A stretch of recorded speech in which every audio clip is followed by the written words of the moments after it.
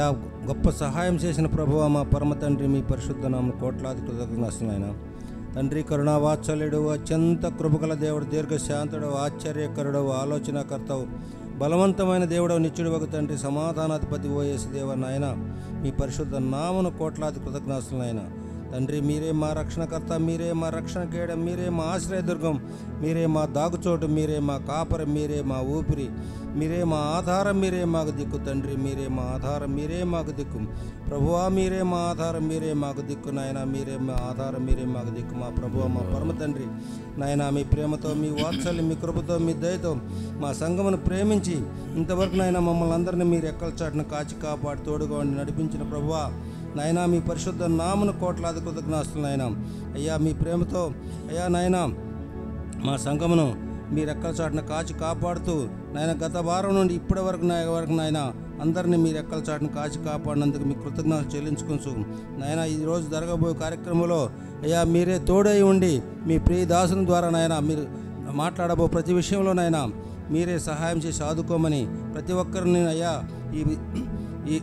ఈరోజు రావాల్సినటువంటి ప్రతి ఒక్కరిని కూడా మీరే రప్పించడానికి మీరే కృప చూపించమని, రావాల్సిన వాళ్ళ ప్రతి ఒక్కరిని మీరే ప్రేరేపించమని అయ్యా ఈరోజు ఈ ఆరాధన కార్యక్రమాన్ని విజయవంతంగా జరుగుటకు మీరే కృప చూపించమని, తోడుగా ఉండి నడిపించమని నజరేయుడైన యేసు పరిశుద్ధమైన నామములో అడిగి వేడుకొంచున్నాము నామ పరలోక తండ్రి. ఆమేన్. ఆమేన్. దయతో కూర్చుందాం.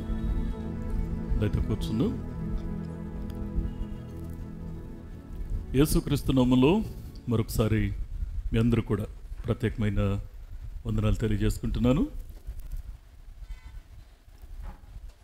మనం గత కొన్ని శనివారాలుగా ఒక అంశాన్ని ధ్యానిస్తున్నాం. ఆ అంశం ఒకసారి జ్ఞాపకం చేస్తారా?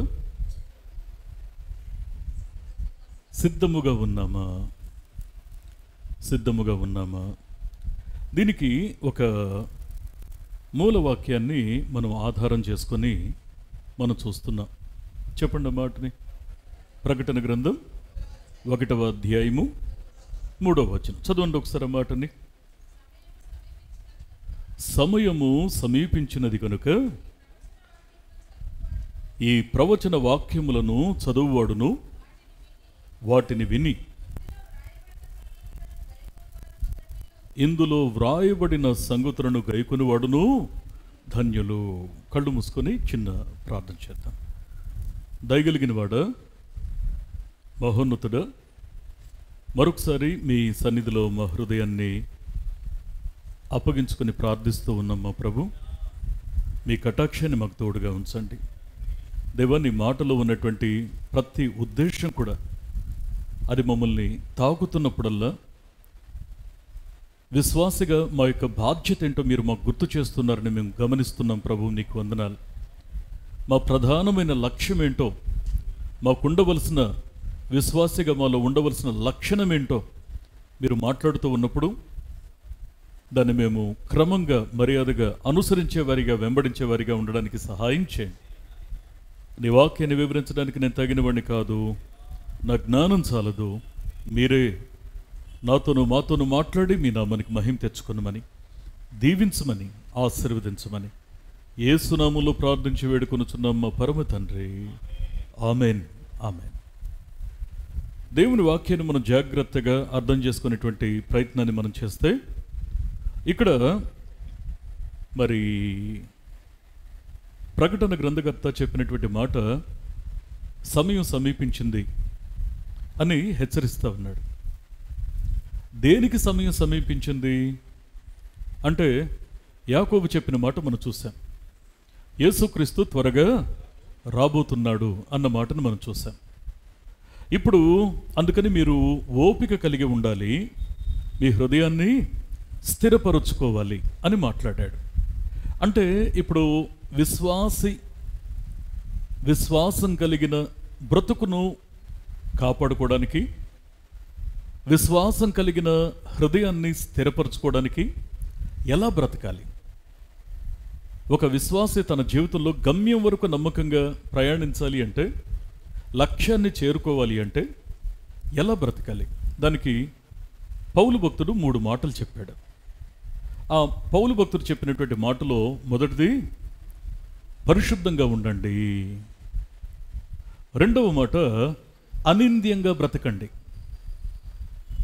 మూడవ మాట, పరిశుద్ధంగా ఉండడం, నిందించడానికి వీలు లేకుండా బ్రతకడం ఎంత అవసరమో ప్రేమలో మీరు అభివృద్ధి చెందండి.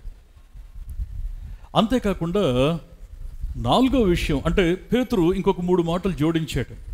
ఆ వరుస క్రమంలో పేతురు మాట్లాడిన మాటలు మనం జ్ఞాపకం చేసుకుంటే, ఒకటి, స్వస్థ బుద్ధి కలిగి ఉండండి. అంటే ఈ వరుస క్రమంలో అది 4వ మాటగా చేర్చుకుంటున్నాం. స్వస్థ బుద్ధి కలిగి ఉండండి. 5వ మాట ఏంటి అంటే, మీరు మంచి ప్రార్థనాత్మను కలిగి ఉండండి. 6వ మాట ఏంటి అంటే, మెలకువ కలిగి ఉండండి. ఈ 6 మాటలు చెప్పిన తర్వాత ఇంకొక శ్రేష్టమైనటువంటి మాటని పౌలు భక్తుడు యాడ్ చేస్తున్నాడు. అయ్యా, ఇవి మాత్రమే చాలదు, మీరు దేవునికి నమ్మకంగా బ్రతకాలి అంటే మీ జీవితంలో మరి ఎలా ఉండాలి అంటే 7వ విషయాన్ని ఫిలిప్పీ పత్రిక 4వ అధ్యాయము 5వ వచనంలో చెప్పినటువంటి మాట ఏంటి అంటే, మీ సహనమును సకల జనులకు తెలియబడనివ్వండి అని మాట్లాడాడు. అంటే ఇక్కడ దేవుని యొక్క వాక్యాన్ని మనం ఏమని అర్థం చేసుకోవాలి? ఇక్కడ ఆయన చెప్పాలనుకుంటున్న ఉద్దేశం ఏంటి? ఇక్కడ జాగ్రత్తగా దీన్ని అర్థం చేసుకునేటువంటి ప్రయత్నాన్ని మనం చేస్తే, పరిశుద్ధత ఎంత ముఖ్యమో, అనింద్యంగా బ్రతకడం ఎంత ముఖ్యమో, ప్రేమలో అభివృద్ధి చెంది ఉండడం ఎంత ముఖ్యమో, స్వస్థ బుద్ధి కలిగి ఉండడం ఎంత ముఖ్యమో, మంచి ప్రార్థనాత్మ కలిగి ఉండడం ఎంత ముఖ్యమో, ఆధ్యాత్మిక మెలకువ కలిగి ఉండడం ఎంత ముఖ్యమో, సహనం కూడా దానితో సరిసమానమైంది. మర్చిపోవద్దండి. నేను పరిశుద్ధంగానే ఉన్నాను కదా, సహనం అనేది లేకపోతే ఏమవుతుంది అనే భావన మనల్ని మిస్గైడ్ చేస్తుంది, మనలను ప్రక్క త్రోవ పట్టిస్తుంది.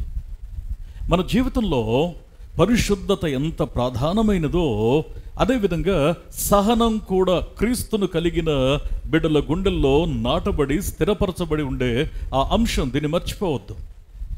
సహనము. అందుకే ఈ సహనం అంటే ఏంటి?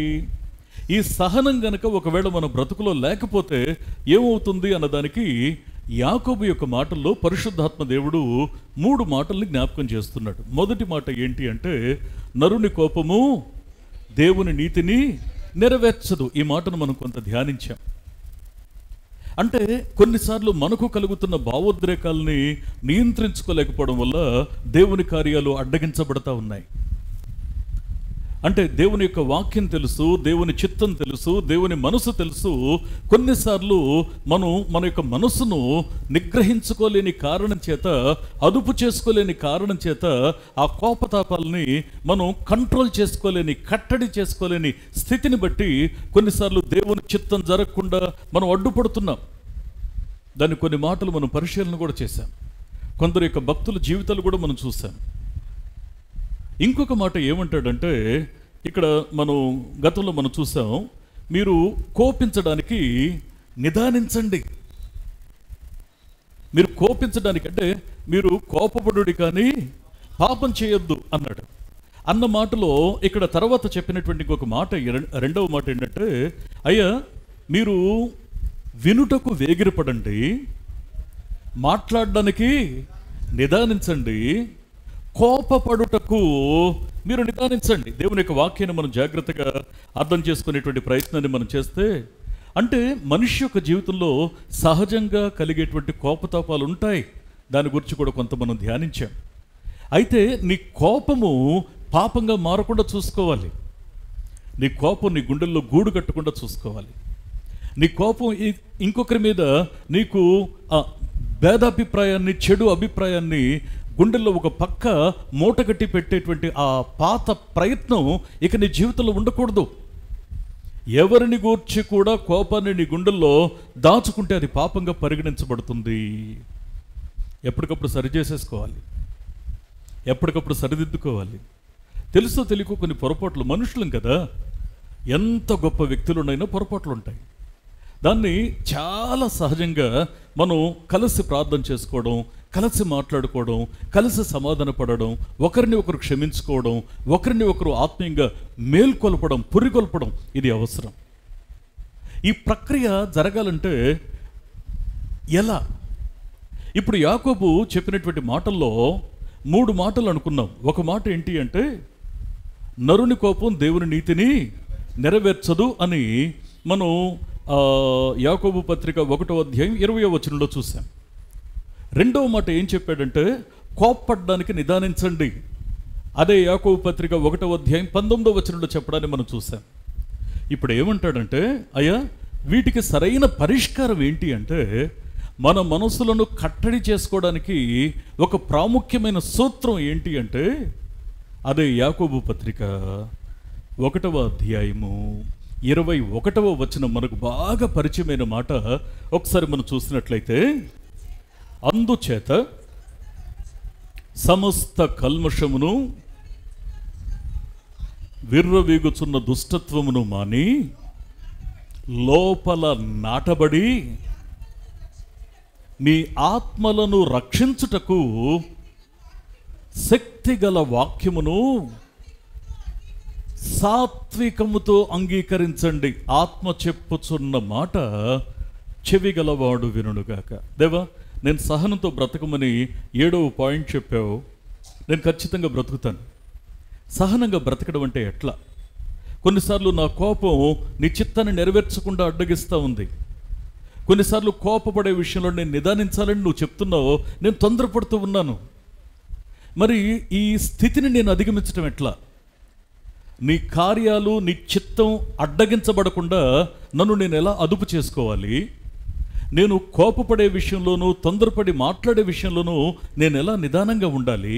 ఇది ఎట్లా సాధ్యమవుతుంది అంటే, వాక్యం ఏం చెప్తా ఉందంటే, అయ్యా వాక్యము లోపల నాటబడాలి. అంటే నాటబడడం అంటే దాని యొక్క అర్థం ఏంటో తెలుసా అండి? మనం యేసు ప్రభు చెప్పిన ఉపమానాన్ని మనం ధ్యానించాం. ఆయన విత్తనాలు విసురుతూ ఉంటే త్రోవ పక్కన, రాతి మీద, ముళ్ళ త్రుప్పలో ఆ పడిన విత్తనాల గురించి చెప్తూ, మంచి నేలను పడిన విత్తనం అది 100 ఫలించిన ఎక్స్పీరియన్స్ ఉంది. చూశారు? అంటే త్రోవ పక్కన పడితే ప్రయోజనం ఏంటి? ఆ విత్తనం రాతి మీద పడితే వేరు లేదు కదా, దానివల్ల వైభవం ఏముంది? ఎక్కువ కాలం కొనసాగలేదుగా. ముళ్ళ తుప్పలో పడినటువంటి ఆ స్థితి అది అక్కడికక్కడికే ఐహిక విచారాలతోనే ముడిపడి ఉండిపోతుంది కదా. మరి ఇటువంటి పరిస్థితుల్లో నిజంగా దేవుని కొరకు ఫలించాలి, ఫలమివ్వాలి, పరిమళించాలి, ఎదగాలి అని కోరిక ఉంటే నీ జీవితం ఎలా ఉండాలి? వాక్యం ఏం చెప్తా ఉంది? ఖచ్చితంగా వాక్యము లోపల నాటబడినదై ఉండాలి. ఒక మాట నేను మీకు జ్ఞాపకం చేయనా? నాటబడిన విత్తనం ఫలిస్తుందని ఎలా అర్థమవుతుంది? దానికి చిన్న అంకురం పైకి వచ్చినప్పుడు నేను మట్టి తీసి మంచి విత్తనాన్ని దాంట్లో నాటి కాస్త నీరు పోసి దాని మట్టిని కప్పివేసి ఆ చుట్టూ కాస్త నీరు పోసి నేను కాస్త చిన్న పాదులాగా చేసి వదిలేస్తాను అనుకోండి, అది ఫలిస్తుందని నాకు ఎప్పుడు తెలుస్తుందంటే, పైన కప్పబడిన మట్టిని ఛేదించుకుంటూ లోపల నుంచి ఓ అంకురం బయటికి రావాలి. నీ అడ్డంకులను దాటి, నీ సమస్యలను దాటి, నీ ఒత్తిళ్లను దాటి, నీ పూర్వ ఆలోచన స్థితిని దాటి, నీ బలహీనతలను దాటి, నిందలు దాటి, సమస్యలను దాటి, శోధనలను దాటి నువ్వు పైకి ఎదగాలి. దేవుని వాక్యం లోపల నాటబడడం అంటే అర్థం ఏంటంటే, ప్రతికూలమైన పరిస్థితుల్లో నువ్వు ఎదిగి తీరుతావు. అందుకే నేను ఒక మాట మీకు జ్ఞాపకం చేస్తాను. లోపల నాటబడి ఫలించే స్థితి అంటే ఎలా ఉంటుందో తెలుసా అండి? హోషేయ గ్రంథము 14వ అధ్యాయము 5వ వచనాన్ని ఒకసారి మనం చూసినట్లయితే, చెట్టునకు మంచు ఉన్నట్లు నేను అతనికి ఉందును, తామర పుష్పము పెరుగునట్లు అతడు అభివృద్ధి నొందుతాడు. ఆత్మ చెప్పుచున్న మాట చెవిగలవాడు వినుడుగాక. దేవుని యొక్క వాక్యం సెలవిస్తున్న సత్యం ఏంటో తెలుసా? ఏమండి? చెట్టునకు మంచున్నట్లు నేను అతనికి ఉంటాను. దీని వివరణ ఎన్నోసార్లు మనం చెప్పుకున్నాం. దాన్ని ప్రక్కన పెడితే, తామర పుష్పము ఎదుగునట్లు అతడు ఎదుగుతాడు, వర్ధిల్లుతాడు అంటే అర్థం ఏంటంటే, విలేజెస్తో సంబంధం ఉన్న వాళ్ళకి, తామర పుష్పాలని కళ్ళారా చూసిన వాళ్ళకి చాలా సులభంగా అర్థమవుతుంది. ఎవరు పనిగట్టుకొని ఒక విత్తనాన్ని తీసుకొచ్చి అక్కడ నాటారో అన్న విషయం మనకు తెలియదు. మనకి ఈ తామర పుష్పం ఎక్కడుంటుందంటే మడుగులో ఉంటుంది. మడుగు యొక్క నీరు త్రాగడానికి పనికిరాదు. అక్కడ కొన్ని చోట్ల అశుభ్రంగా ఉంటుంది, చెత్త చెదారం ఉంటుంది. అక్కడ నాచు, గుర్రపు డెక్కలు, రాళ్ళు, ఇంకా వ్యర్థ పదార్థాలన్నీ అక్కడే ఉంటాయి. కొన్నిసార్లు ఎక్కడో అడుగున ఉన్నటువంటి ఈ యొక్క తామర, ఆ చెట్టు ఏదైతే, మొక్క ఏదైతే ఉందో ఆ అడుగు నుంచి అదేం చేస్తుందంటే, నిజంగా ఎదగాలనే కోరిక ఉంటే, అయ్యో ఇంత నాచు ఉంది కదా, ఇంత బురద ఉంది కదా, ఇంత గుర్రపు డెక్కలు ఉన్నాయి కదా, వీటన్నిటినీ అధిగమించి నేను పైకెళ్ళరాను అని సాకులు చెప్పదు. ఏం చేస్తుందంటే అంటే ఎదగాలనే కాంక్ష ఉన్నప్పుడు ఆ యొక్క సృష్టించిన దేవుణ్ణి స్తుతిస్తూ ఆ యొక్క మట్టిని ఛేదించుకొని, బురదను ఛేదించుకొని, నిజంగా ఆ ఉన్న రాళ్ళని లేకపోతే ఆ చెత్త చెదారం అంతా కూడా వాటిని ఛేదించుకొని పైకి వచ్చి వికసించి సృష్టించిన దేవునికి మహిమను తెస్తూ దేవుని స్తుతిస్తుంది. నువ్వు ఎక్కడున్నావు అనేది కాదు, నువ్వు ఫలిస్తున్నావా లేదా అది ముఖ్యం. దేవుని వాక్యం నీ గుండెల్లో నాటబడింది సత్యమే అయితే నువ్వు ఫలించి తీరుతావు. దేవుని వాక్యం, మీరు చూడండి, గమనించండి, దేవుని వాక్యం త్రోవ పక్కన పడ్డట్టే నీ మనసులో పడితే తప్పకుండా సాతానుడు దాన్ని ఎత్తుకుపోతాడు. No doubt about it. ఒకవేళ రాతి మీద పడ్డట్లు నీ మనసులో వాక్యం పడితే నువ్వు 4 రోజులు అలా కళకళలాడుతావు, 5వ రోజు వాడిపోతావు, రాలిపోతావు. నా స్థలం, నీ స్థలం ఇంకా కనిపించదు అక్కడ. ఇక ఐహిక విచారాలతో ఉండే 3వ స్టేజ్, ఎదగాలని కోరుకుంటుంది కానీ ప్రభువు వైపు, వాక్యం వైపు చూడకుండా సమస్యల తట్టు చూస్తూ ఉంటాం. కానీ దేవుడు నీ గుండెల్లో వాక్యం ఎలా నాటబడాలని కోరుకుంటున్నాడంటే, మంచి నేలను పడిన విత్తనంలా. మంచి నేలంటే తెలుసా అండి? మంచి నేలంటే ఎన్ని ముళ్ళ తుప్పలు, గచ్చతీగలు ఉన్నా వాటన్నిటిని ముందు తవ్వి వేర్లతో సహా పెకిలించాలి. ఫలించాలని కోరుకుంటే, ఆ కోరిక ఉంటే ముందు దాంట్లో అడ్డంకిగా ఉన్న రాళ్లను ఏరేయాలి, దాంట్లో ఉన్నటువంటి ముళ్ళ తుప్పలను, గచ్చపొదలను మొత్తం వేర్లతో సహా పెకిలించేయాలి. మొదటి దశ అడ్డంకులు తొలగించుకోవాలి. రెండవది ఏంటి అంటే దాన్ని చక్కగా దున్నాలి. దాన్ని దున్నాలి, ఆ తర్వాత నీరు పెట్టాలి, ఆ తర్వాత ఇంకొక ప్రక్క నారు పోయాలి, ఆ తర్వాత చక్కగా అనువైన స్థితికి దాన్ని తీసుకొచ్చిన తర్వాత అప్పుడు నువ్వు విత్తనం వేసినా లేదా నాటు వేసినా అక్కడ ఏమవుతుందంటే అది ఫలించడం ప్రారంభిస్తుంది. దేవుని వాక్యం నీ గుండెల్లో ఫలించాలి అంటే దానికి తగిన ప్రిపరేషన్ నీ గుండెల్లో లేకపోతే, బీడుబారిన భూమిలో ఉన్నటువంటి మన యొక్క గుండెలు ఒక దశలో వాక్యం పడ్డా ఫలించలా, వాక్యం పడినా ఫలించలా. అందుకే ఇక్కడ ఒక మాటని మీ జ్ఞాపకానికి తీసుకొస్తాను. హెబ్రీ గ్రంథకర్త అంటాడు, హెబ్రీ పత్రిక 3వ అధ్యాయము 8వ వచనాన్ని ఒకసారి చదవండి. నేడు మీరు ఆయన శబ్దము వినిన ఎడల అరణ్యములో శోధన దినమందు కోపము పుట్టించినప్పటి వలె మీ హృదయములను కఠినపరుచుకోవద్దు. ఆత్మ చెప్పుచున్న మాట చెవిగలవాడు వినుగాక. ఏమండి, మంచి విత్తనం నాటబడ్డప్పటికీ కొన్నిసార్లు అక్కడ ఫలం కనిపించడం లేదంటే అర్థం ఏంటంటే అక్కడ హృదయం కఠినంగా ఉంది. అంటే ఎగ్జాక్ట్లీ అక్కడ వాడినటువంటి మాట కార్డియోస్క్లెరోటిస్ అనేటువంటి ఒక గ్రీక్ పదాన్ని అక్కడ వాడతాడు. దాని యొక్క మీనింగ్ ఏంటి అంటే, అయ్యా మీ హృదయాన్ని బీడుబారిన భూమిలో ఉండనివ్వద్దు. మీ హృదయాన్ని బీడుబారిన భూమిలో ఉండనివ్వద్దు. మీరు ఫలించాలంటే ఖచ్చితంగా జరగాల్సింది ఏంటి అంటే మీ మనస్సు మెత్తన చేయబడాలి, అది దున్నబడాలి, అది కన్నీటితో తడపబడాలి. దేవుని యొక్క సన్నిధిలో మనసారా నువ్వు ప్రార్థించి దేవుని వాక్యం నీ గుండెల్లో ఫలించడానికి అనువుగా నీ మనస్సును సిద్ధం చేసుకోవాలి. బీడుబారిన భూమి మీద ఎంత నాణ్యమైన విత్తనం వేసినా ఫలిస్తుందా? అందుకే దేవుని యొక్క వాక్యాన్ని మనం జాగ్రత్తగా అర్థం చేసుకుంటే, దేవుని వాక్యం నాలో ఎందుకు మార్పును తీసుకురావడం లేదు, నా ప్రార్థన జీవితం ఎందుకు పరిమళ సువాసనగా ఉండడం లేదు, ఎందుకు నా మార్పు దేవునికి తృప్తిని కలిగించడం లేదు, ఎందుకు నా జీవితంలో నేను ఇంకా కొన్నిటిని అధిగమించలేకపోతున్నాను అంటే దేవుని వాక్యం నాలో ఫలించటం లేదు. ఎందుకు ఫలించటం లేదంటే, కొన్నిసార్లు బీడుబారిన భూమిలో గుండె ఉండిపోతా ఉంది. ఆత్మ చెప్పుచున్న మాట చెవిగలవాడు వినుగాక. దేవుని యొక్క వాక్యం నీ గుండెలో ఫలిస్తుందా? దేవుని వాక్యం నీ గుండెలో ఫలించడానికి నువ్వు అనుమతిస్తున్నావా? అనువుగా నీ మనసును సిద్ధం చేసుకుంటున్నావా?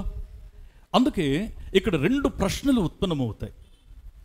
అసలు దేవుని వాక్యం మన గుండెల్లో నాటబడాలి అంటే మొదటి ప్రశ్న ఏంటి అంటే, ఎందుకు దేవుని వాక్యం మన గుండెల్లో నాటబడడం ఎందుకు?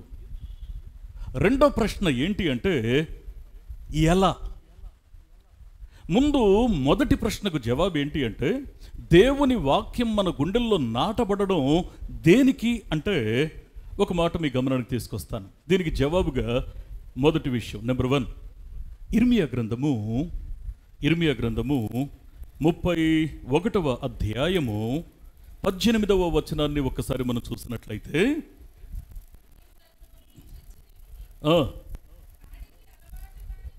కాడికి అలవాటు కాని కోడె దెబ్బలకు లోనగునట్లుగా నేను శిక్షకు లోబడుతున్నాను. ఆత్మ చెప్పుచున్న మాట చెవిగలవాడు వినుగాక. అయ్యా, కాడికి అలవాటు కాని కోడె అంటే దాని అర్థం ఏంటంటే, దేవుని చిత్తానికి లొంగని మనస్సు, దేవుని చిత్తానికి లొంగని బ్రతుకు. అందుకే కాడికి అలవాటు కానీ ఆ యొక్క ఎద్దును ఏం చేస్తాడంటే, దాన్ని తోలేటువంటి వాడు కరెక్ట్గా అడ్డం తిరుగుతూ ఉంటే దానికి చురుకు తగిలిస్తాడు. కారణం ఏంటంటే, దాని మీద కక్ష కాదు, దాని బాధ్యతను గుర్తు చేయడం. అందుకే ఎందుకు వాక్యాన్ని గుండెల్లో మనం నాటబడడానికి అనుమతించాలి అంటే, మనం ఆత్మీయ జీవితంలో క్రమశిక్షణ నేర్చుకోవడానికి, దేవుని వాక్యం మన గుండెల్లో నాటబడడానికి మనం అనుమతిస్తే మనం క్రమశిక్షణకు లోబడతాం. ఇది మొదటి విషయం. ఎందుకు దేవుని వాక్యాన్ని గుండెల్లో నాటబడనివ్వాలి? రెండో విషయం, కీర్తనల గ్రంథం 119వ కీర్తన 11వ వచనాన్ని ఒక్కసారి మనం చూసినట్లయితే, నీ ఎదుట నేను పాపము చెయ్యకుండునట్లు నా హృదయములో నీ వాక్యమును ఉంచుకొని ఉన్నాను. ఆత్మ చెప్పుచున్న మాట చెవిగలవాడు వినుగాక. గుండెల్లో వాక్యాన్ని ఎందుకు నాటబడాలో తెలుసా అండి? ఎందుకు అనుమతించాలో తెలుసా? ఎందుకు భద్రం చేసుకోవాలో తెలుసా వాక్యాన్ని? నేను మళ్ళీ ఈ మాట మీకు జ్ఞాపకం చేస్తున్నాను. ఎవరి గుండెల్లో దేవుని వాక్యం లోతుగా నాటబడి ఉంటుందో, స్థిరంగా నాటబడి ఉంటుందో, వారి యొక్క గుండెల్లో పాపానికి అనుమతి లేదు. వారి గుండెల్లో పాపానికి అనుమతి లేదు. అదే మీకు ఇంకొక మాట కూడా జ్ఞాపకం చేస్తాను. 119వ కీర్తన 133వ వచనాన్ని కూడా ఒకసారి మనం చూసినట్లయితే, నీ వాక్యమును బట్టి నా అడుగులు స్థిరపరచుము, ఏ పాపమును నన్ను ఏలనీయకుము.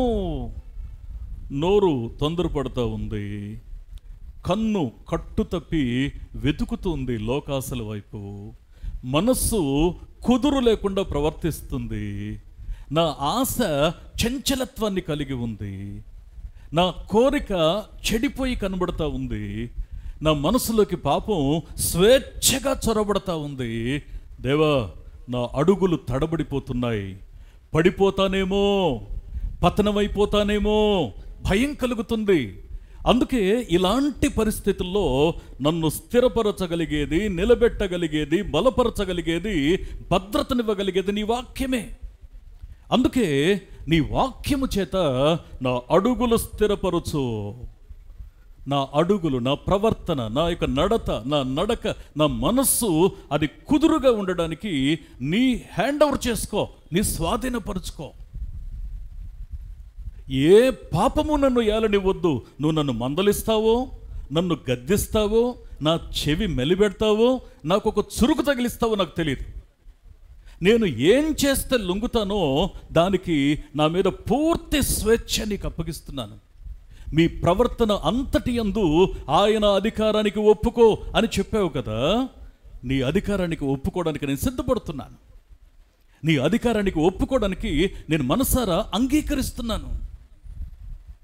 ప్రియ స్నేహితులరా, ఒకటి, కాడికి అలవాటు పడిన కోడె దెబ్బలకు లోనవుతున్నట్లు ఇంతకాలం ఎదురు దెబ్బలు తగులుతూ వచ్చాయి. ఎందుకంటే దేవుని చిత్తానికి లోబడనంత వరకు, క్రమం తప్పి ప్రవర్తిస్తున్నంత వరకు దెబ్బలు తగులుతూ వచ్చాయి. ఎప్పుడైతే దేవుని వాక్యం గుండెల్లో నాటబడుతుందో ఆత్మీయ క్రమశిక్షణలోకి వస్తాం. ఎప్పుడైతే ఆత్మీయ క్రమశిక్షణలోకి వస్తామో దేవుని వాక్యాన్ని గుండెల్లో దాచుకుంటాం, నెమరవేస్తాం, దాన్ని మాటి మాటికి ధ్యానిస్తాం. వాక్యం గుండెలతో రాపిడి కలిగి చేసినప్పుడు అక్కడ ఓ మంట, ఆ మంటలో మలినమైనటువంటి ఆలోచనలు, ఆశలు, ఆ యొక్క కలుపు మొక్కలు ఆ దేవుని యొక్క వాక్యం చేత మరి రాపిడి కలిగిన మనసులో కలిగిన ఆ మంట లోపలున్న చెత్త మొత్తం కాల్చేస్తుంది.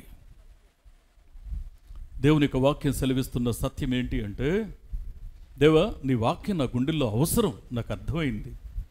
అందుకే దేవుని యొక్క వాక్యాన్ని మనం జాగ్రత్తగా అర్థం చేసుకునే ప్రయత్నాన్ని మనం చేస్తే, ఇక్కడ ఎందుకు దేవుని వాక్యాన్ని గుండెల్లో ఉంచుకోవాలి అంటే, హెబ్రీ గ్రంథకర్త ఏమంటాడంటే, హెబ్రీ పత్రిక 4వ అధ్యాయం 12వ వచనంలో, దేవుని యొక్క వాక్యము శోధిస్తుంది, దేవుని వాక్యము సజీవమై. చూసారా, దేవుని వాక్యము సజీవమై అంటే దేవుని మాట నీ హృదయంలో లైవ్లీ, అది బ్రతికి ఉంటుంది. అది మనసును అదుపు చేయగలదు, అది మనసును క్రమపరచగలదు, అది మనస్తత్వాన్ని మార్పు చేయగలదు, అది దేవునికి లోబడేలా అది మరి ఖచ్చితంగా కట్టుదిట్టం చేయగలదు. అందుకే దేవుని యొక్క వాక్యం, దేవుని యొక్క వాక్యం, దేవుని యొక్క వాక్యం, ఇంతకు మించిన విషయం మరొకటి లేదండి విశ్వాసకి. దేవుని యొక్క వాక్యం నీ గుండెల్లో ఉన్నప్పుడు దేవుని వాక్యం సజీవమైంది, అది బలము కలిగింది, అది రెండంచులు కలిగిన ఎటువంటి ఖడ్గము కంటేనూ వాడిగా ఉండి కొన్నిసార్లు దేవుని మాటలు గుండెల్లోకి దూసుకొని వెళ్ళిపోతుంటాయి. దేవుని వాక్యం దూసుకొని వెళ్ళిపోతుంటే కొందరు నొచ్చుకుంటారు, కొంతమంది బాధపడుతూ ఉంటారు, కొందరు మాత్రం ఇది నా ఆత్మీయ క్షేమాభివృద్ధికే అని వాటిని స్వీకరిస్తారు. దేవుని యొక్క వాక్యం సెలవిస్తూ ఉన్నటువంటి సత్యం ఏంటి అనంటే, దేవుని వాక్యం ఎందుకు గుండెల్లో ఉండాలి అంటే అది ఖచ్చితంగా శోధిస్తుంది. ఏంటి, నువ్వు కాస్త హద్దులు మీరు ఆలోచిస్తున్నావు, ఏంటి నువ్వు హద్దు మీరి మాట్లాడుతున్నావు, ఎందుకు నువ్వు అనవసరంగా ఈ ఫోన్ కాల్ ఎందుకు చేసావు, నువ్వు ఇప్పుడు ఎందుకు నువ్వు పలానా వారితో కాంటాక్ట్లో ఉన్నావు, ఎందుకు నీ ప్రార్థన సమయాన్ని భంగపరుచుకుంటున్నావు, ఎందుకు నువ్వు వదిలిపెట్టి వచ్చినటువంటి వాటి విషయంలో ఇంకా వెంపర్లాడుతున్నావు. దేవుని వాక్యం గుండెల్లో ఉండి ఆ పతనం కాకముందే, పాడైపోకముందే అది మనల్ని పట్టి తెచ్చి దేవుని పాదాల దగ్గర నిలబెడుతుంది. అప్పుడు ఆయన ముఖకాంతిలోకి చూస్తాం. ఆ ముఖకాంతిలో మన రహస్య పాపం కనబడుతుంది. పశ్చాత్తాపంతో దేవుని యొక్క పాదాల దగ్గర సరిదిద్దుకోవడానికి విరిగి నలిగిన మనస్సులతో ఆయన సన్నిధిలో సమాధాన పడడానికి ఆతృత కలిగి ఉంటాం, ఆతృత కలిగి ఉంటాం. అందుకే ఎందుకు దేవుని వాక్యం మన గుండెల్లో ఉండాలి అంటే, ఒకటి, దేవుని వాక్యం మనల్ని ఆత్మీయ క్రమశిక్షణలోకి తెస్తుంది. రెండవది, దేవుని వాక్యం మన గుండెల్లోకి పాపం చొరబడకుండా చూస్తుంది. మూడవది, దేవుని వాక్యం మనలను నిరంతరం శోధిస్తూ ఉంటుంది, పరీక్షిస్తూ ఉంటుంది, పరిశీలన చేస్తూ ఉంటుంది, పై విచారణకర్తగా ఉంటుంది. మనం దేవునికి దూరం కాకుండా మనకు భద్రతనిస్తుంది. ప్రియ స్నేహితులరా, దేవుని వాక్యాన్ని మనం జాగ్రత్తగా అర్థం చేసుకునేటువంటి ప్రయత్నాన్ని మనం చేస్తే, ఎందుకు దేవుని వాక్యం మన గుండెల్లో ఉండాలో తెలుసా అండి? ఎందుకు దేవుని వాక్యం మన గుండెల్లో ఉండాలంటే, అదే 119వ కీర్తనలో 119వ కీర్తన 50వ వచనం జనరల్గా మనం చూస్తూ ఉంటాం కదా. అక్కడ ఒక మాటని చదవండి, అక్కడ ఒకసారి ఆ మాటని. నీ వాక్యము నన్ను బ్రతికించి ఉన్నది, నా బాధలో ఇదే నాకు నెమ్మదిని కలిగిస్తుంది. ఎందుకు దేవుని వాక్యం మన గుండెల్లో నాటబడాలి అంటే అది మనలను బ్రతికించే వాక్యం. ఆత్మీయంగా చచ్చిన స్థితిలో మనం బ్రతుకుతున్న అంటే పడి ఉన్న స్థితిలో, పతనమైన స్థితిలో దేవుని వాక్యము మనలను బ్రతికించింది.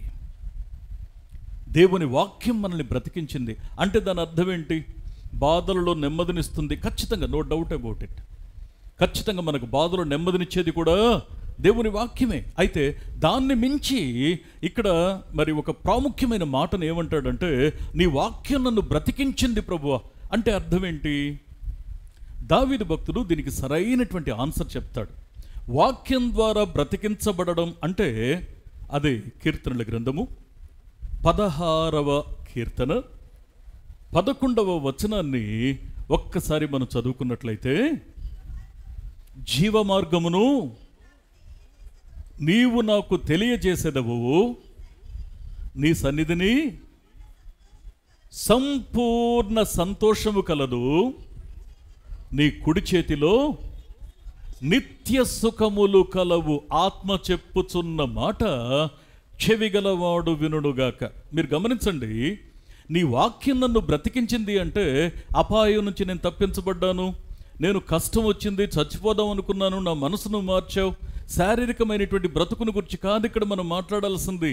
అఫ్కోర్స్ ఖచ్చితంగా శారీరకంగా మనల్ని బ్రతికించేది కూడా దేవుని వాక్యమే, నో డౌట్ అబౌట్ ఇట్. శారీరకంగా భద్రతనిచ్చేది కూడా దేవుని వాక్యమే. కానీ దాన్ని మించిన ఒక అంశం ఏంటంటే, ఇక్కడ దావీదు భక్తుడు చెప్తున్న మాట, అయ్యా నేను బ్రతకడానికి కారణం ఏంటంటే నువ్వు జీవ మార్గాన్ని నాకు చూపించావు. నేను మృతమైన స్థితిలో ఉన్నాను, ఆ మృతమైన స్థితిలో ఉన్నప్పుడు నువ్వు జీవింపచేసే మార్గాన్ని చూపించావు, జీవ మార్గాన్ని చూపించావు. అది దాని వెంటనే ఏమంటాడంటే, దాని కంటిన్యూషన్ ఏమని మాట్లాడతాడంటే, అక్కడ 2 మాట చదువుమా. నీ సన్నిధిని ఏ మనిషికైనా భూమి మీద సంపూర్ణమైన సంతోషం ఉంటుందా అండి? ఎన్నో అనుకుంటాడు, వాటిలో ఒక 10%, 20%, 50%, మ్యాక్సిమం 70% చేసిన తర్వాత మరి ఖాళీ చేసి వెకెట్ చేసి వెళ్ళిపోవాల్సిందే. ఇక్కడ మనం గమనించాల్సింది ఏంటి అంటే, సంపూర్ణమైన సంతోషం అనేది అది నిత్యత్వానికి సంబంధించిన విషయం. దాని వెంటనే ఇంకో మాట ఏమంటాడంటే, నీ కుడి చేతిలో నిత్య సుఖములు. నిత్య సుఖం అంటే అర్థం ఏంటో తెలుసా అండి? ఈరోజు నేను దేనితో ఆనందిస్తున్నాను, దేన్ని దక్కించుకుంటే ఆనందంగా ఉంటానో, ఒకప్పుడు అదే నా దగ్గరికి వచ్చిన నేనంటాను నాకు ఇంట్రెస్ట్ లేదు. నేను ఒకప్పుడు కడుపు నిండా తిన్నాను, అదే సంతోషం. ఈ రోజున నీకు ఒక సమస్య వచ్చింది, 70-80 ఏళ్ళు వచ్చాయి, నువ్వు అదే ఆహారాన్ని నీ ముందు పెడితే వద్దబ్బా ఒక్క ఇడ్లీ ఇస్తే చాలు అంటాను, ఒక్క ఇడ్లీ. నేను ఉదాహరణకు ఒక మాట చెప్తున్నాను, నువ్వు దేన్ని బట్టి సంతోషంగా ఉండగలనని నువ్వు వెతుకుతూ తిరిగావో అది నీ జీవితంలో నిన్ను తరుముతున్నా సరే నువ్వు దాని నుంచి దూరంగా ఉండడానికి ప్రయత్నిస్తావు. ఎందుకంటే ఈరోజు నీకు ఇష్టం కలిగింది రేపు నీకు నచ్చకపోవచ్చు. నిజంగా సంపూర్ణమైన సుఖము అంటే, సంపూర్ణమైన సంతోషము అంటే అది నిత్య జీవితమే. అందుకే దేవుని యొక్క వాక్యాన్ని మనం జాగ్రత్తగా అర్థం చేసుకునే ప్రయత్నాన్ని మనం చేస్తే వాక్యం సెలవిస్తూ ఉంది, అయ్యా నిజంగా ఎవని మనస్సు నీ మీద ఆనుకుంటుందో వానిని నీవు పూర్ణ శాంతి గలవానిగా. చూసారా, దేవుని మీద ఆనుకోవడం ఎవరికి దొరుకుతుంది నిత్య సుఖము, ఎవరికి దొరుకుతుంది నిత్య సంతోషము? ఎవని మనస్సు దేవుని మీద ఆనుకుంటుందో. దేవుని మీద ఆనుకోవడానికి ఇంకొక మాట ముడిపెట్టి అక్కడ ఏమంటాడంటే, ఏలయనగా అతడు నీ యందు విశ్వాసం ఉంచి ఉన్నాడు. ఆత్మ చెప్పుచున్న మాట చెవిగలవాడు వినుడుగాక. మనం లోకంలో ఉన్నప్పుడండి సమయానికి తగ్గట్లు ఒక్కొక్క దాని మీద ఆధారపడుతూ ఉంటామండి. సమయానుకూలంగా మనం అవకాశాలను వెతుక్కుంటూ ఉంటాం, నథింగ్ రాంగ్ ఇన్ దట్. కానీ నేను ఒక మాట అంటున్నాను, జీవజల ఊట అయిన క్రీస్తుని మనం మర్చిపోతున్నాం. నా జనులు 2 నేరములు చేసి ఉన్నారు, ఒకటి జీవ జల ఊటైన నన్ను విడిచిపెట్టేశారు. నీళ్లు నిలవని తొట్లను వారి కోసం చేసుకున్నారు. దేవుని యొక్క వాక్యం సెలవిస్తున్నటువంటి సత్యం ఏంటో తెలుసా? అయ్యా నిజంగా, అందుకే దావీదు భక్తుడు అంటాడు, జీవ మార్గాన్ని దేవా నువ్వు నాకు చూపించావు, అదొక్కటి చాలు ప్రభువా, జీవ మార్గాన్ని నాకు చూపించావు. అందుకే దేవుని యొక్క వాక్యాన్ని మనం జాగ్రత్తగా అర్థం చేసుకునేటువంటి ప్రయత్నాన్ని మనం చేస్తే, అంతటి రాచరికాన్ని అనుభవించినటువంటి ఆ యొక్క దావీదు భక్తుడు కూడా దేవుని యొక్క సన్నిధిలో ఆయన యొక్క సన్నిధి కొరకు పరితపించాడు పసిబిడ్డలా. ప్రియ దేవుని బిడ్డలారా, దేవుని వాక్యం గుండెల్లో నాటబడితే ఒకటి ఆత్మీయ క్రమశిక్షణ వస్తుంది బ్రతుకులో. దేవుని వాక్యం గుండెల్లో నాటబడితే పాపం గుండెల్లో చొరబడకుండా జాగ్రత్త పడడానికి ఒక కావలి ఉంటుంది. దేవుని వాక్యం మన గుండెల్లో నాటబడి ఉన్నది సత్యమే అయితే, దేవుని వాక్యం నిరంతరం మనల్ని శోధిస్తూ ఎప్పటికప్పుడు దేవుని పాదాల దగ్గరికి వచ్చి మనలను మనం సరిదిద్దుకోవడానికి, పరీక్షించుకోవడానికి, ప్రక్షాళన చేసుకోవడానికి, కడుగుకోవడానికి, శుద్ధీకరించమని దేవుని అడగడానికి, ఆయన వాక్యపు వెలుగులో నిరంతరం చూసుకోవడానికి మనం ప్రయత్నిస్తూ ఉంటాం. దేవుని వాక్యం గుండెల్లో ఉన్నప్పుడు అది మనల్ని శోధిస్తుంది. అది సజీవమైన వాక్యం. దేవుని వాక్యం వింటే పోలా ఓ పక్కన పడుంటుంది, పడుండేది కాదు వాక్యం, నువ్వు పడకుండా నిన్ను కాపాడేది వాక్యం. అందుకే దేవుని యొక్క వాక్యాన్ని మనం జాగ్రత్తగా అర్థం చేసుకునేటువంటి ప్రయత్నాన్ని మనం చేస్తే, ఇక్కడ భక్తుడు మాట్లాడుతూ ఇంకో మాట ఏమంటాడంటే, అయ్యా నీ వాక్యం నన్ను బ్రతికిస్తుంది. ఎందుకు దేవుని వాక్యం మన గుండెల్లో ఉండాలంటే, దేవుని వాక్యం మనల్ని బ్రతికిస్తుంది. ప్రియ స్నేహితులారా, దేవుని వాక్యం బ్రతికించడం అంటే భౌతికమైన అవసరాలు తీర్చి నిన్ను కరువులో పడిపోకుండా కేవలం పోషిస్తూ అపాయాల నుంచి నేను రక్షించడం చిన్న విషయం. ఇది నలుసంత విషయం, చాలా చిన్న విషయం. కానీ అసలు విషయం ఏంటి అంటే ఆయన నిత్య జీవం వైపు నిన్ను నడిపించటం. ఎందుకు దేవుని వాక్యం మన గుండెల్లో ఉండాలి అంటే, అది నిన్ను ఆత్మీయంగా బ్రతికిస్తుంది. మళ్ళీ పతనం కానివ్వదు, మళ్ళీ పడిపోనివ్వదు, మళ్ళీ లోకం వైపు తిరగనివ్వదు, మళ్ళీ లోకాశ నిన్ను గెలవనివ్వదు, నిన్ను బ్రతికిస్తుంది. ఐదవ విషయం ఏంటి అంటే, ఎందుకు దేవుని వాక్యం మన గుండెల్లో నాటబడాలి, ఎందుకు దేవుని వాక్యం మనకు అవసరం అంటే, ఇక్కడ ఒక అమూల్యమైన మాట సెలవిస్తున్న సత్యం ఏంటి అంటే, అపోస్తల కార్యముల గ్రంథము 20వ అధ్యాయము 32వ వచనాన్ని ఒక్కసారి మనం చూసినట్లయితే, ఇప్పుడు దేవునికిని ఆయన కృపా వాక్యమునకును మిమ్మును అప్పగించుచున్నాను. ఆయన మీకు క్షేమాభివృద్ధి కలుగు చేయుటకును, పరిశుద్ధపరచబడిన వారి అందరిలో స్వాస్థ్యము అనుగ్రహించుటకును శక్తిమంతుడు. గట్టిగా చప్పట్లు కొడుతూ దేవుని మహింపరుద్దాం ఒకసారి. దేవుని వాక్యానికి అప్పగించబడిన మన బ్రతుకులు, దేవుని వాక్యం గుండెల్లో నాటబడిన తర్వాత మన జీవితం దేవుని వాక్యం చేత అదుపు చేయబడుతుంది, దేవుని వాక్యం చేత భద్రం చేయబడుతుంది, దేవుని వాక్యం చేత కట్టడి చేయబడుతుంది, దేవుని వాక్యం చేత కడగబడుతుంది, దేవుని వాక్యం కోసం బ్రతకాలని నిష్ఠ కలిగి ఉంటుంది. ఎందుకు వాక్యం అంటే, ఈ వాక్యం ఎక్కడి దాకా తీసుకెళ్తుందో తెలుసా? అది స్వాస్థ్యమును పొందడానికి మన గురిని దాని మీద నిలబెడుతుంది. లోకంలో చాలామంది ఏమనుకుంటారో తెలుసా అండి, వాక్యం ఈ మధ్య మందిరానికి వెళ్తున్నావుగా, ఏం పర్లేదా అంటాడు. పర్లేదా అంటే అర్థం ఏంటి? ప్రార్థన చేస్తున్నావు ఈ మధ్య విన్నాను, ఏం బాగానే ఉన్నావా, పర్లేదా? పర్లేదంటే అర్థం ఏంటంటే, లోకానుసారంగా ఏమైనా సంపాదించుకున్నావా, నీ సమస్యలు తీరాయా, నువ్వు కాస్త తృప్తిగా ఉన్నావా? అయ్యా, అన్నిటికంటే తృప్తికరమైన విషయం ఏంటి అంటే, చచ్చిన స్థితిలో ఉన్న నన్ను బ్రతికించింది వాక్యం.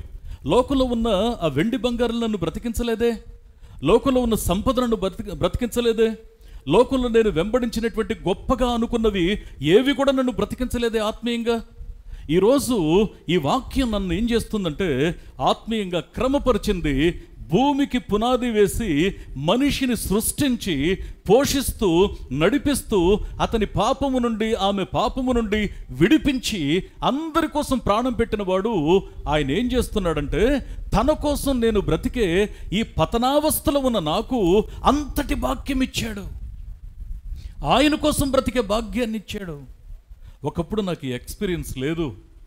ఏదో మలినమైన మాటలు, మలినమైన ఆలోచనలు, వ్యర్థమైనటువంటి తలంపులు, లోకానుసారమైనటువంటి భ్రమలు, లోకానుసారమైనటువంటి కోరికలు, వాటితోనే నేను చచ్చి బ్రతుకుతూ ఉన్నాను. కానీ ప్రభు దగ్గరకు వచ్చాక ఆలోచనలో మార్పు వచ్చింది, మనసు మారింది. నా యొక్క కోరిక మరి ఖచ్చితంగా క్రీస్తును కలిగి ఉండాలి అని తాపత్రయపడుతుంది. ప్రియ స్నేహితులారా, దేవుని కోసం బ్రతకాలనుకుంటున్న నాకు ఆయన చేస్తున్న మేలేంటంటే ఆయన వాక్యం ద్వారా నన్ను ఆత్మీయ క్రమశిక్షణలోకి తీసుకొచ్చాడు. ఆయన వాక్యం ద్వారా తిరిగి నన్ను గెలవకుండా పాపాన్ని అడ్డుకుంటున్నాడు. మూడవది, నన్ను సజీవమైన వాక్యాన్ని నా గుండెల్లో ఉంచి మరి మాటి మాటికి నన్ను శోధిస్తూ నన్ను పాపానికి మళ్ళీ బానిస కాకుండా ఆ కాడి క్రింద చిక్కుకోకుండా ఆయన నన్ను స్థిరపరుస్తున్నాడు. ఆయన నన్ను ఆత్మీయంగా బ్రతికిస్తున్నాడు, జీవ మార్గం వైపు నా ప్రయాణాన్ని కొనసాగిస్తున్నాడు. ఐదవది ఏంటి అంటే ఖచ్చితంగా నిత్య నరకాగ్నికి వెళ్ళాల్సిన నా బ్రతుకును ఆయన ప్రేమించి నా కోసం ఉచితంగా తన ప్రాణాన్ని పెట్టి నిత్య జీవం అనేటువంటి స్వాస్థ్యమును నాకు అనుగ్రహిస్తున్నాడు. అంతకంటే ఏం కావాలబ్బా? ఇంతకంటే సంతోషకరమైన విషయం లోకంలో ఇంకేమైనా ఉందా? అందుకే దేవుని యొక్క వాక్యాన్ని మనం జాగ్రత్తగా అర్థం చేసుకునేటువంటి ప్రయత్నాన్ని మనం చేస్తే లోకంలో బ్రతుకుతున్నటువంటి జీవితం ఎలా ఉండాలని దేవుడు కోరుకుంటున్నాడో తెలుసా? ఎలా ఉండాలని పరిశుద్ధాత్ముడు చెప్తున్నాడో తెలుసా? ఇక్కడ ఒక చక్కని మాట మీ గమనానికి తీసుకొస్తాను. పరిశుద్ధ గ్రంథంలో రోమపత్రిక 13వ అధ్యాయము 14వ వచనాన్ని ఒకసారి మనం చదువుకుందాం. చదువునాను. మెట్టుకు ప్రభు అయిన యేసు క్రీస్తును ధరించుకొనిన వారై శరీరేచ్ఛలను నెరవేర్చుకొనుటకు శరీరము విషయమై ఆలోచన చేసుకొనకుడి. ఆత్మ చెప్పుచున్న మాట చెవిగలవాడు వినుగాక. ఇందక్కడి దాకా మనం ఏం చెప్పుకున్నాం? 5 అనుభవాలు. అయ్యా, వాక్యమును సాత్వికంతో అంగీకరించండి అంటే వాక్యాన్ని గుండెల్లో నాటబడనివ్వాలి అని తెలుసుకున్నాం. ఇప్పటిదాకా నా గుండెల్లో ఉన్న వాక్యం ఇప్పుడు ఏ ఎక్స్పీరియన్స్లోకి వచ్చిందంటే నేను నిత్య జీవాన్ని సంపాదించుకోవాలనే నిర్ణయానికి వచ్చాక ఆత్మీయంగా క్రమపరచబడి మనసులోకి పాపం రాకుండా అడ్డగించడానికి దేవుని వాక్యాన్ని గుండెల్లో పెట్టుకొని నిరంతరం వాక్యం చేత శోధించబడుతూ నేను ఆ జీవ మార్గం వైపు వెళ్ళేటువంటి త్రోవలో నేను బ్రతికించబడి ఆయన కోసం ప్రయాణం చేస్తూ ఆయన స్వాస్థ్యాన్ని దక్కించుకోవడానికి నేను నమ్మకంగా ప్రయాణం ప్రారంభించిన తర్వాత ఇప్పుడు గుండెల్లో ఉన్న వాక్యం ఇక్కడ పౌలు భక్తుడు పరిశుద్ధాత్మ దేవుని ద్వారా ఏం రాస్తున్నాడు అంటే క్రీస్తును ధరించుకొని ఉండండి. నీ గుండెల్లో ఉన్న వాక్యం ఇప్పుడు వెలుపట అది ప్రకాశించాలి, అది ప్రదర్శించబడాలి.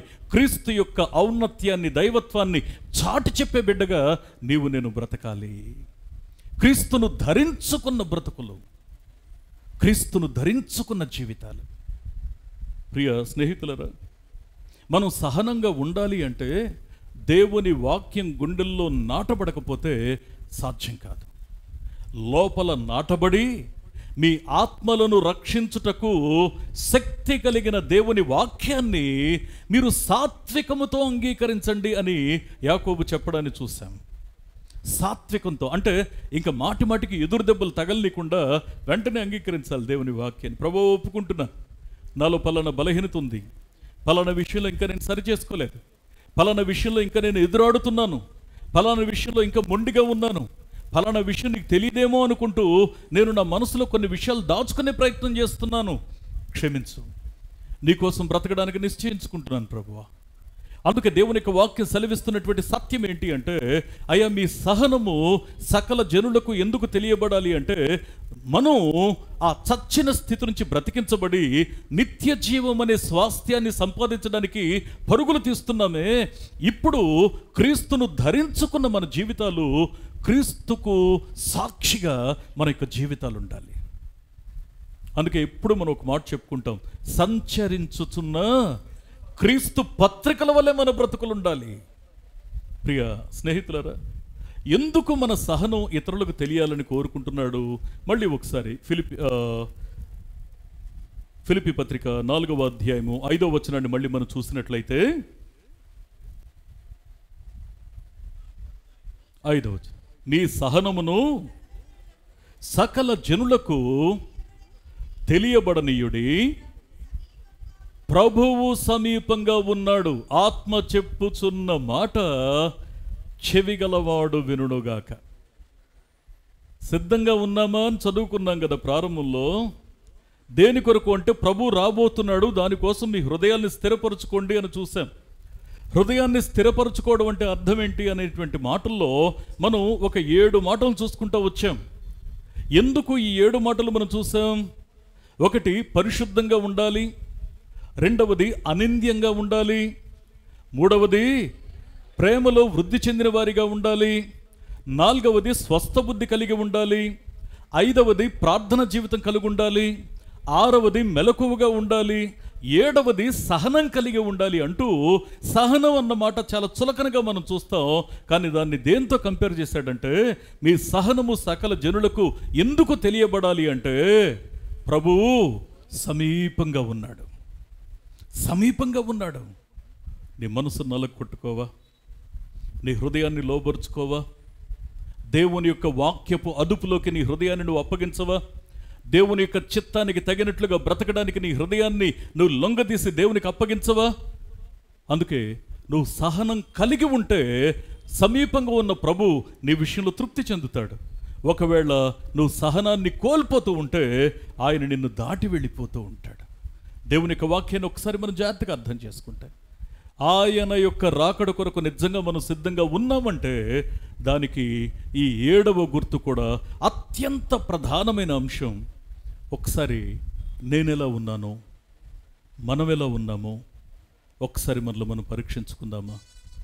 మనలను మనం పరీక్షించుకుందామా?